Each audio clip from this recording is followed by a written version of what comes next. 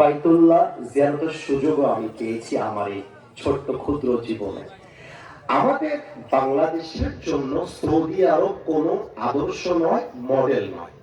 কারণ সৌদি আরবে এখন সিনেমা হল চালু হয়ে গেছে, সৌদি আরবে এখন মদের বার চালু হয়ে গিয়েছে। এটা এই দেশ আমাদের আদর্শের জায়গা কখনো হতে পারে না।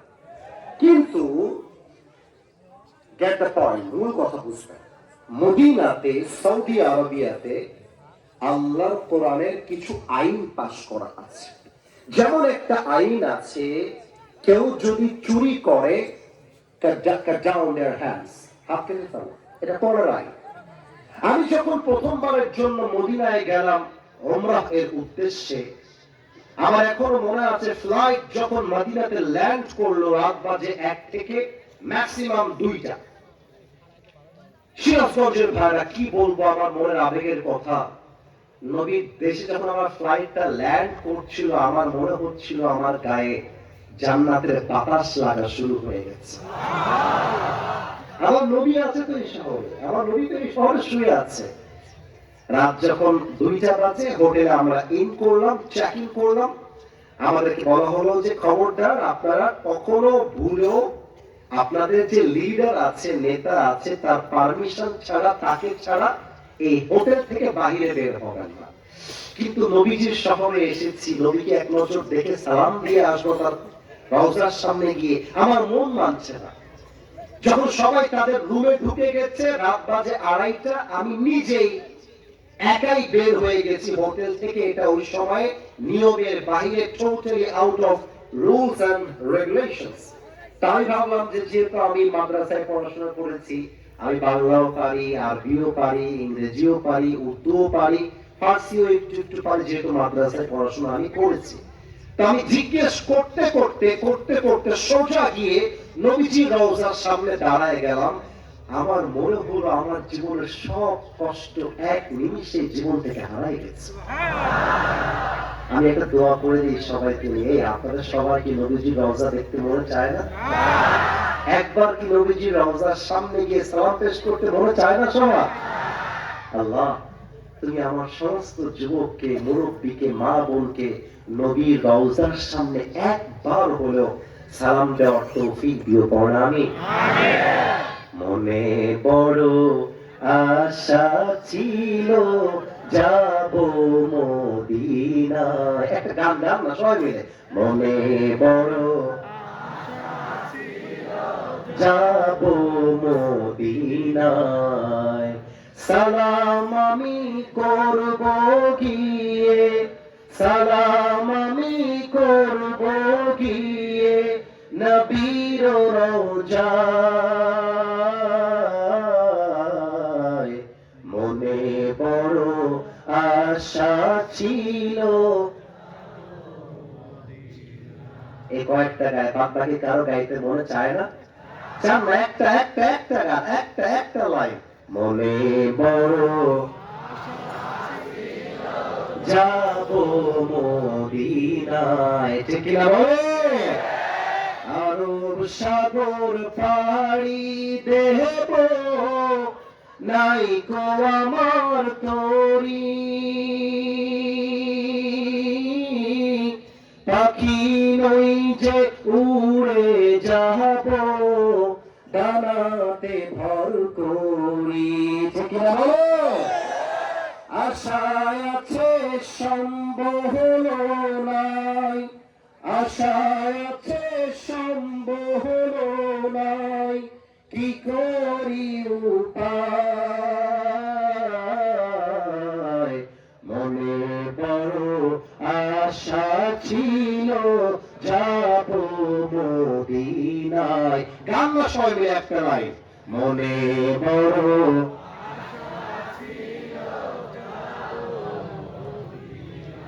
আল্লাহ তুমি সবাইকে মদিনার যাওয়ার জন্য কবুল করো, বলেন সবাই আমিন। রাত প্রায় তখন 3টা বেজে 3:30 বেজে গিয়েছে।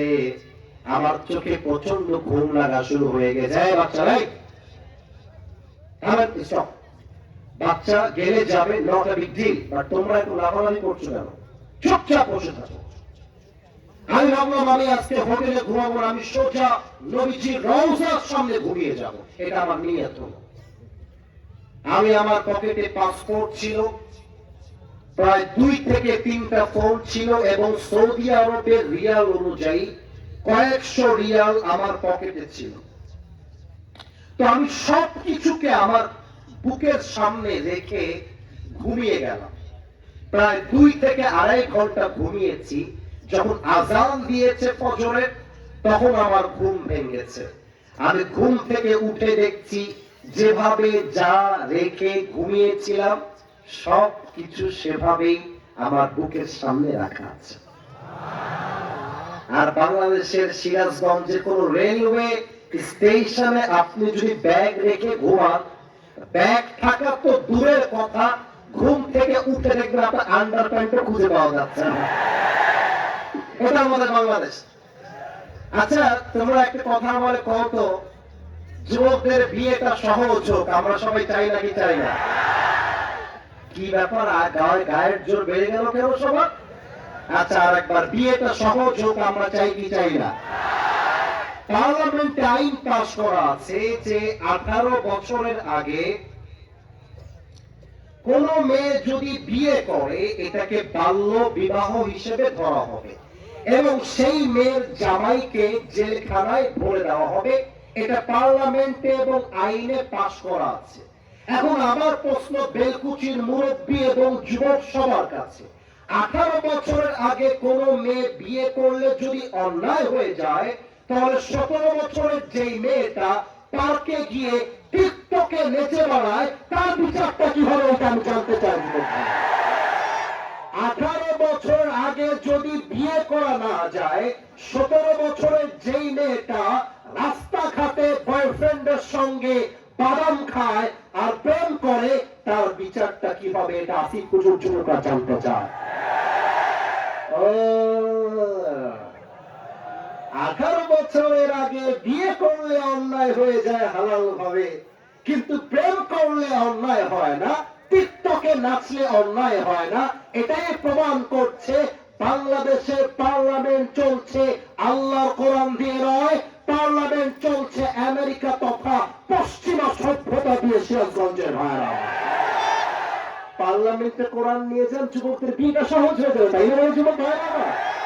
তখন আইন পাস হবে, বয়স টয়স মানি না, আমি বালেগ হয়েছি মানে আমার ঘরে আমার বউ চাই। আর একজন মেয়ে বলবে 17 বছর 18 বছর আইন মানার টাইম নাই, আমার যদি বিয়ের বয়স 13 বছর হয়ে যায় আমাকে বিয়ে দেওয়া লাগবে, এটাই আমার দাবি যুবক ভাই। এখন তোমরা আমার দিকে একবার তাকাও তো, আমি যে আমার মুখে, আচ্ছা মাইকটা ফর লিটল বিট, একদম অল্প সময়ের জন্য হটাচ্ছি, আমি যে দাড়িটা আমার মুখে রেখেছি, যতটুকু দেখা যায় যতটুকু দেখা যায়, এই দাড়িতে কি আমাকে আনস্মার্ট লাগতেছে?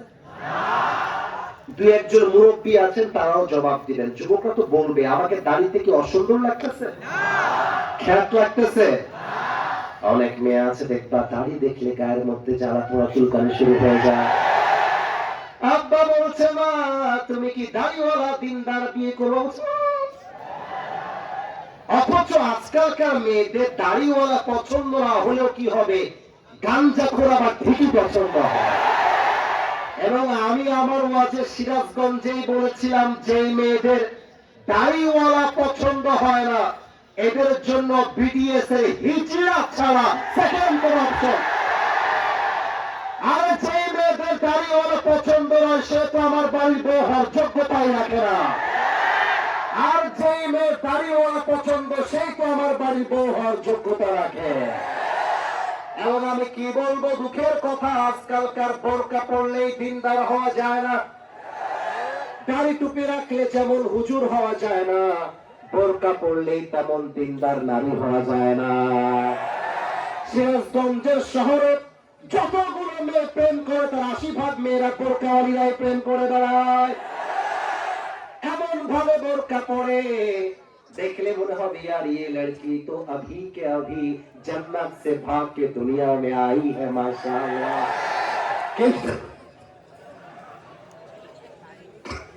কিন্তু থামো একটু থামো, যদি কোনো মেয়েকে তোমরা দেখো বোরকা পরে প্রেম করছে, ওকে বলে দিবা তোমার বোরকার উপরে ফিটফাট, ভেতরে পুরোটাই সদরঘা। আর কি বলবো দুঃখের কথা, পার্লামেন্টে বিয়ের আইন সহজ করলেই তো হবে না। আজকালকার অনেক মেয়েরা আছে দেখবা টাকা ছাড়া বিয়ের পিড়িতে বসতে চায় না। আর অনেক মেয়ে আছে টাকা পাইলে আর সরকারি চাকরি পাইলে বুইরা টাকলার সাথে বিয়ের পিড়িতে বসে যায়। এরকম মেয়ে তো সিরাজগঞ্জে অন্তত পক্ষে নাই। অতএব বিয়ের আইন সহজ করতে চাইলে পার্লামেন্টে কোরআন নেওয়া দরকারটা আছে না নাই? লাস্ট একটা কথা বলতে চাই, একজন যুবককে আমি এই মুহূর্তে দাঁড় করাবো, সবাই চাতক পাখির মতো চুপচাপ চেয়ে থাকবেন, ভয় নাই, যাকে দাঁড় করাবো তার বিয়েটা কনফার্ম হয়ে যাবে।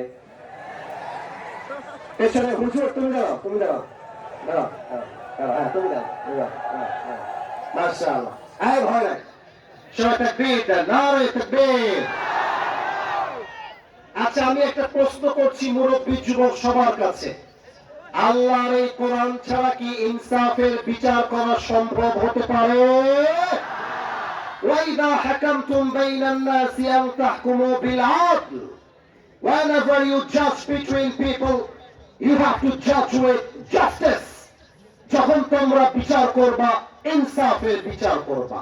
আসুন এই আয়াতকে আমরা তাফসীর করবা ট্রাই করি। আচ্ছা, আমি যাকে দাঁড় করিয়েছি যদিও সে হুজুর, তাকে এক্সাম্পল হিসেবে আমি আজকে বানাতে চাই এই বেলকুচির আজগড়ার পাতি নেতা। সে পাতি নেতা। পাতি নেতা মানে বোঝেন সবাই আপনারা? টাকা কম, ভাব বেশি, ক্ষমতা কম, তারপর দেখাও বেশি। পাতি নেতা।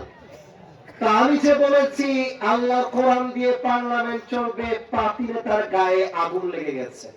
কারণ পাতি নেতা জানে পার্লামেন্টে কোরআন গেলে আমার চাঁদাবাজি বন্ধ হয়ে যাবে, আমার টেন্ডারবাজি বন্ধ হয়ে যাবে, ঠিক কিনা বলেন? এখন আমি যে গাড়িতে উঠে ওই দিক দিয়ে যাব, আমার গাড়ির সামনে দাঁড়ায় গেছে, কি হুজুর কে? আপনি ওয়াজ করতে এসেছেন, ওয়াজ করবেন কবরের ওয়াজ, ওয়াজ করবেন হাসরের ময়দানের ওয়াজ, আপনি বলছেন হুজুর কোরআন দিয়ে দেশ চলবে। এটা আমি মানতে পারবো না হুজুর। আজকে আপনার 10 দিন কি আমার একদিন, আপনি এই মাঠ ছাড়তে পারবেন না, আমার চামচারা সব আসতেছে এই মাঠে। আমি বললাম বেটা তোর সাহস তো কম না, তুই হতে পারিস এই এলাকার পাতি নেতা, কিন্তু যুবকরা আসিফ হুজুরকে তোর চাইতে 1000 গুণ বেশি ভালোবাসে। ধরছি আমি তার কলা, ওর কলার ধরছি, ধরে নাকের উপরে একটা ঘুষি দিয়েছে। এখন ঘুষিটা খেয়ে ওর নাক ফেটে গেছে, রাগ কন্ট্রোল হারায় ফেলে আমাকে নাকের উপরে দিয়েছে একটা ঘুষি, আমার নাক ফেটে গেছে। এখন আমি ড্রাইভার সাহেবকে বলছি, ড্রাইভার সাহেব আমার গাড়ির পেছনে একটা রামদা আছে, এখনই রামদাটা বের করেন, আজকে ওকে আমি দেখে নেব। রামদা বের করছে। আরে বাবা রামদা নাই, মজা করে বললাম। তো রামদা বের করার পরে আমি আমার পাতি নেতার পায়ের উপরে পাটা তুলতেছি, বেয়াদবি নিবেন না, এই হাঁটু বরাবর একটা কোপ দিয়েছি। এবার কিন্তু আর হাসির মুডে আমি নেই, বোঝাবার সাথে সিরিয়াস হয়ে যান। হাঁটুতে কোপ দিয়েছি। একটা কোপ দেওয়ার পরে ওর পাটা উঁচু থেকে কেটে নিচে পড়ে গেছে। এখন আমার যে এলাকার ভাইরা আছেন, আমার সালাম সাহেবের ভাই বসে আছেন, আমার গিয়াস ভাই বসে আছেন, সবাই মিলে আমাকে ধরেছে। পুলিশকে কল দিয়েছে, বলছে আসিফ হুজুর অমুকের ডান পা কেটে দিয়েছে, আপনারা ওনাকে গ্রেফতার করতে আসেন। গ্রেফতার হওয়ার মতো অন্যায় আমি করে ফেলেছি। এখন আমাকে গ্রেফতার করে সিরাজগঞ্জের জেলখানায় ভরে দেওয়া হলো। এখন সিরাজগঞ্জের খুবই সেন্সিটিভ পয়েন্টে তাফসীর করছি, বুঝতে হবে। এখন আমাকে জজ সাহেব 1 মাস পরে বিচার করলেন মানুষের বানানো আইন দিয়ে, যে আসিফ হুজুর যেহেতু ডান পা কেটে ফেলেছে, ওনার বিচার করা হলো 5 বছরের জেল আর 3 লাখ টাকা জরিমানা। সবাই মিলে বলেন তো 5 বছরের জেল আর কয় লাখ টাকা জরিমানা? জবাবটা বাম পাশ থেকে জোরে পাইলে বলেন সবাই, কয় লাখ? 3 লাখ টাকা। আচ্ছা, একটা পা কাটার বিনিময়ে বিচার করা হলো 5 বছরের জেল আর 3 লাখ টাকা। এই যে বিচারটা আপনারা করলেন, এই বিচারটা কি ইনসাফের বিচার হলো কিনা বোঝার জন্য আপনাদের আজগড়া বাজার থেকে কিংবা বেলকুচি বাজার থেকে একটা দাড়িপাল্লা নিয়ে আসেন। দাড়িপাল্লা টাকা রাখেন। এবার সিরাজগঞ্জবাসীর উত্তর দেওয়ার পালা। দাড়িপাল্লার ডান দিকে ডান পা কাটা, দাড়িপাল্লার বাম দিকে 5 বছরের জেল, 3 লাখ টাকা রাখা। You have to answer me very loudly, জবাব দিয়ে উত্তর দিবেন, একদম উঁচু গলায় উত্তর দিবেন। আমি যদি দুইটাকে দুই দিকে রেখে টান দেই, কিয়ামত পর্যন্ত কি দুইটা পাল্লা সমান সমান হতে পারে? আমি যদি 3 লাখের জায়গায় 5 লাখ দেই, তাও কি সমান সমান হবে? হবে না। যদি সমান সমান করতে চান, আল্লাহর কোরআন দিয়ে আইন পাস করতে হবে। এই কোরআন তোমার ভিতরে কি সেই আইনটাও আছে? কোরআন কি নো বলবে না ইয়েস? وكتبنا عليهم فيها أن النفس بالنفس والعين بالعين والأنف بالأنف والأذن بالأذن والسن بالسن والجروح قصاص। কোরআন বলছে যে তোমার চোখ তুলবে তুমি তার চোখ তুলে দাও, যে তোমার হাত কাটবে তুমি তার হাত কেটে দাও।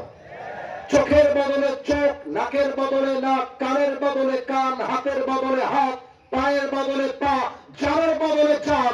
আর এটার নামই তো আল্লাহর কোরআনের সংবিধান। এবার আপনি আল্লাহর কোরআন দিয়ে আইন পাশ করে আসিফ হুজুরের হাঁটু বরাবর একটা কোপ মেরে ওনার ডান পাটা কেটে ফেলেন। দাড়িপাল্লা নিয়ে আসেন। দাড়িপাল্লার ডান দিকে আমার কলিজার টুকরা হুজুর ভাইয়ের ডান পাটা রাখেন, আর দাড়িপাল্লার বাম দিকে আসিফ হুজুরের ডান পাটা কেটে রাখেন। টান দেন, দেখবেন দুইটা সমান সমান হয়ে যায়। ওমান হাকামা বিহি আদালা। এই কোরআন দিয়ে যে বিচার করবে সে ইনসাফ কায়েম করতে পারবে। কোরআন মাইনাস হয়ে যাবে, ইনসাফটা মাইনাস হয়ে যাবে। ঠিক না বলো? এবার সবাই মিলে দুই হাত তুলুন। Everybody raise your two hands. কেউ যেন হাত তোলার থেকে মাহরুম না হয়ে যায়। আমার ওয়াদা ছিল, কেউ কেউ তোর জীবনে বিয়ে হবে না। বসো বসো বসো। আমার সাথে ওয়াদা দুইটা করতে হবে, তবে তার আগে আমরা আল্লাহর সাথে দুইটা ওয়াদা করব। সবাই মিলে একটা কাশি দেন। কাশির আওয়াজটা ডান দিক থেকে কানে আসে না। আচ্ছা, লেটস ট্রাই अगेन। আমি যা যা বলতে বলবো সবাই তাই তাই আল্লাহকে বলবেন। বলেন আল্লাহ। একটু আস্তে হয়ে গেল আল্লাহর নামটা, আরেকবার বলেন আল্লাহ। সিরাজগঞ্জের সাউন্ডে ডাক দিয়ে বলেন আল্লাহ। আমি তোমার শাহী দরবারে দিল থেকে তওবা করছি। ও আল্লাহ, তুমি আমার জীবনে সব গুনাহ মাফ করে দাও। একটু জবান খুলে বলেন সবাই মিলে আমিন। এবার 2 নাম্বার ওয়াদা আল্লাহর সাথে বলেন আল্লাহ। এই হাতটা ব্যথা হয়ে যাবে, হাতটা এমনি রাখেন, এমনি রাখলে ব্যথা হবে না। আরে আপনার ব্যথা লাগলে তো আমারও লাগে। ভালোবাসা যুবক ভাই থেকে বলো। এবার একটু আল্লাহকে ডাক দিয়ে বলেন আল্লাহ। ও আমার আল্লাহ, আমি তোমাকে ওয়াদা দিলাম, আজ থেকে 1 ওয়াক্ত নামাজ আর কখনো ছাড়বো। এবার হাতটা ঝাঁকানোর জন্য উঁচু করেন সবাই মিলে। বলেন সবাই না। ওই স্টেজে হাত নড়ে না, তো সবাই মিলে না। একটু সবাই মিলে বলবেন না ইনশাআল্লাহ।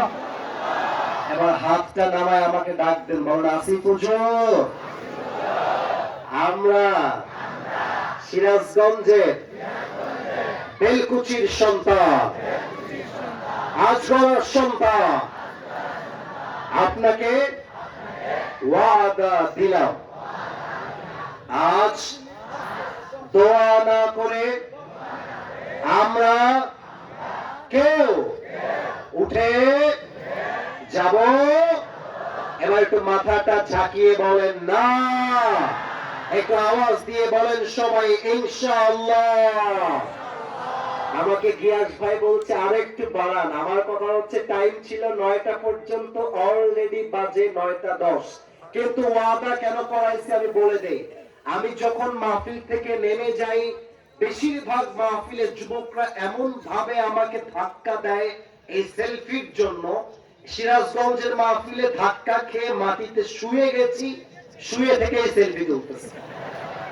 লাস্টে কমিটির লোকেরা লাঠি নিয়ে পিটাতে বাধ্য হয়েছে, একদম বাধ্য হয়ে লাঠি হাতে নিয়েছে। কিন্তু আজকের যুবকরা যে পরিবেশে বসে আছে, আমার তো মনে হয় 1 ঘন্টা 10 মিনিট কেন, ফজর পর্যন্ত হলেও কেউ উঠে চলে বসে আমার যুবক হয়। এবং আজকের যুবকরা প্রমাণ করেছে আগামী বাংলাদেশ হবে আল কোরআনের বাংলাদেশ।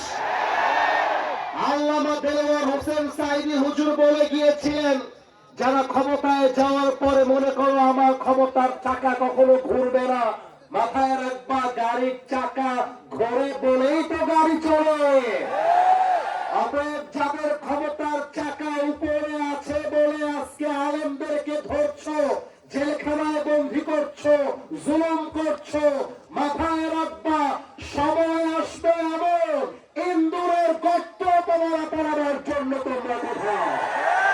আমি আবার কবে আসবো তা আমি জানি না, তবে আজকে বলে দিয়ে যেতে চাই, আগামীর বাংলাদেশে কোন চালাবাজদের ঠাঁই হবে না, আগামীর বাংলাদেশে ধর্ষকদের ঠাঁই হবে না, আগামীর বাংলাদেশ চলবে আল্লাহর কোরআনের সংবিধান দিয়ে হাত তুলে ছুটি না।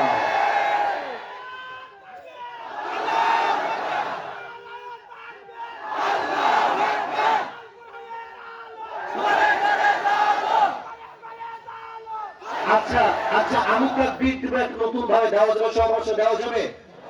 নতুন স্লোগান আমি শিখাই দিচ্ছি। আমি বলবো দিল্লি না ঢাকা, তোমরা বলবা ঢাকা ঢাকা। আমি বলবো গোলামি না আজাদি, তোমরা বলবা আজাদি আজাদি। আমি বলবো আপোষ না সংগ্রাম, তোমরা বলবা সংগ্রাম সংগ্রাম। আমি বলবো ক্ষমতা না জনতা, তোমরা বলবা জনতা জনতা। আমি বলবো ইনকিলাব ইনকিলাব, তোমরা বলবা জিন্দাবাদ জিন্দাবাদ। আমি বলবো আমার ভাই কবরে, তোমরা বলবা খুনি কেন বাহিরে। আমি বলবো খুনি কেন বাহিরে, তোমরা বলবা আমার ভাই কবরে। আমি বলবো আমরা সবাই হাদি হব, তোমরা বলবা গুলির মুখে কথা কব। আমি বলবো গুলির মুখে কথা কব, তোমরা বলবা আমরা সবাই নারায়ে তাকবীর বলবো, তোমরা বলবা আল্লাহু আকবার। আর কয়েকটা স্লোগান এরপরে আমি দিব, ওইটা বলার দরকার নাই, যুবকরা এমনিতেই পারবে। দেখা যাক যুবকরা সবাই মিলে কাশি দেন।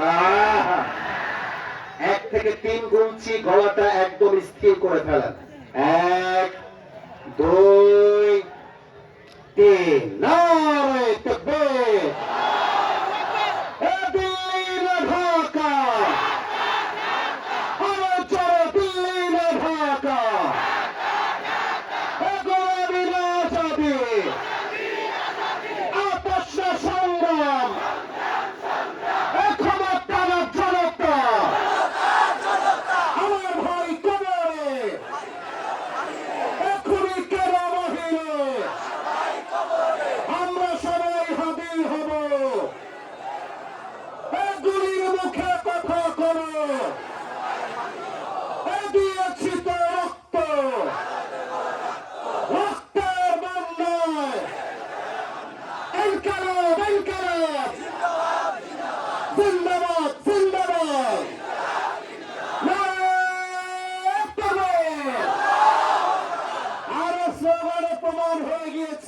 সিরাজগঞ্জের সাওয়াল পাওয়াল যারা বসে আছে, একটা বিড়ালের বাচ্চা নয়, সব সিংহের বাচ্চাগুলো আমার সামনে বসে আছে। নারায়ে তাকবীর। আলহামদুলিল্লাহি রাব্বিল আলামিন, والصلاة والسلام على سيد الأنبياء والمرسلين وعلى آله وأصحابه أجمعين। আল্লাহ রাব্বুল আলামিন রাত 8টা থেকে নিয়ে প্রায় এখন 9টা 15 বেজে গিয়েছে। এই প্রায় 1.5 ঘন্টা যাবত আমি অধম কোরআন থেকে হাদিস থেকে যে কথাগুলো বলেছি, আল্লাহ রাব্বুল আলামিন আমার কথার মাঝে ভুল ভ্রান্তি হয়ে গেলে ভুলগুলো ক্ষমা করে দিয়ে সবাইকে তুমি সঠিক কথা অনুযায়ী আমল করার তৌফিক দান করো আল্লাহ। আমাদের পক্ষ হতে যাদের জনম দুঃখিনী আম্মা চান, জনম দুঃখী আব্বা চান, বিদায় নিয়ে অন্ধকার কবর চলে গিয়েছে আল্লাহ, দয়া করে মেহেরবানি করে সকলের কবরটাকে তুমি জান্নাতের বাগান হিসেবে কবুল এবং মঞ্জুর করে নাও আল্লাহ। বিশেষ করে আমাদের সালাম সাহেব তিনি মসজিদের জন্য জমি দান করেছেন। আমার গিয়াস ভাই আমার ডান পাশে দাঁড়িয়ে আছে, সালাম ভাইয়ের ভাই যেন আমার বাম পাশে বসে আছে, এলাকার মান্যগণ্য ব্যক্তিবর্গ স্টেজে বসে আছে। যে যুবক ভাইরা পরিশ্রম করে মাথা ঘাম পায়ে ফেলে এত সুন্দর মাহফিল আয়োজন করেছে, তারা আমার চতুর্পাশেই মাহফিলে দাঁড়িয়ে আছে আল্লাহ।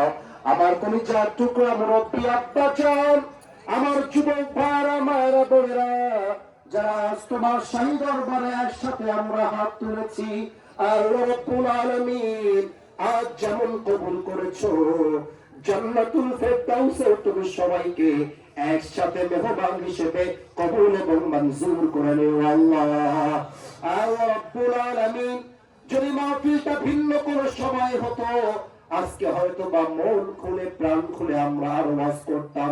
আমি নিজেও বুঝতে পারছি আল্লাহ এই 1.5 ঘন্টার কাছাকাছি সময় মুরব্বী যুবক কারো মনটা পরিপূর্ণ ভরে নাই আল্লাহ, কিন্তু আমরা কি করব, সময়ের কাছে আমরা বাধা।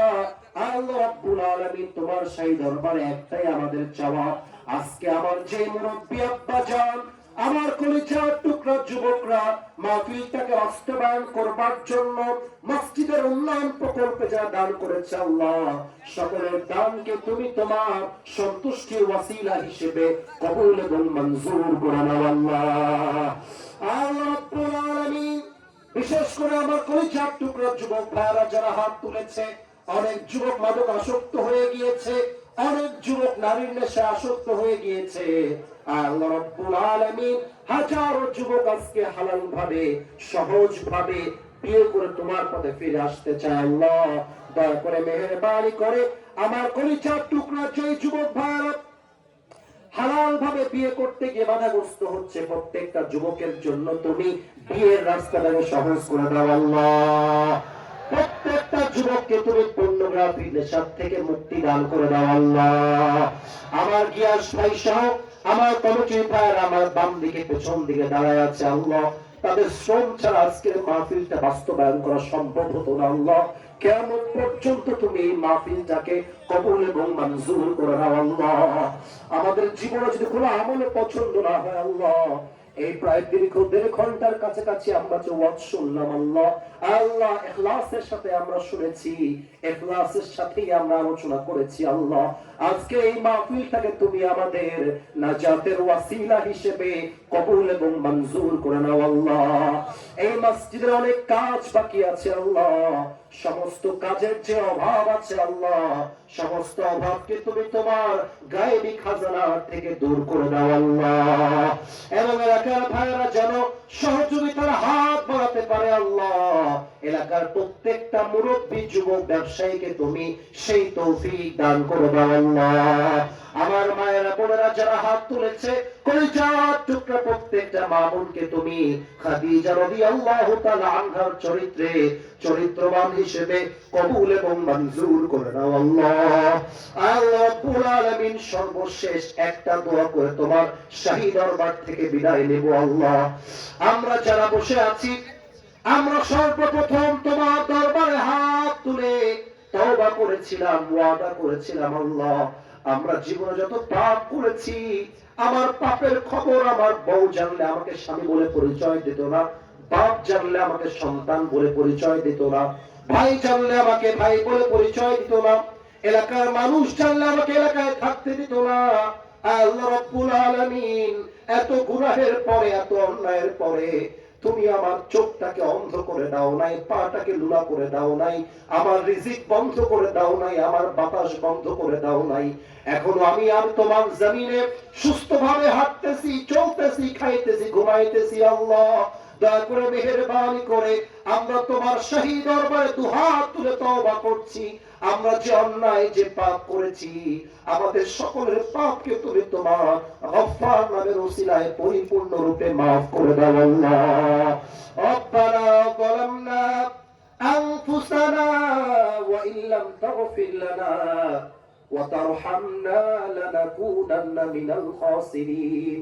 রব্বানা তাকাব্বাল মিন্না ইন্নাকা আনতাস সামিউল আলিম وتب علينا إنك أنت التواب الرحيم سبحان ربك رب العزة عما يصفون وسلام على المرسلين والحمد لله رب العالمين أراكم أكبر إن شاء الله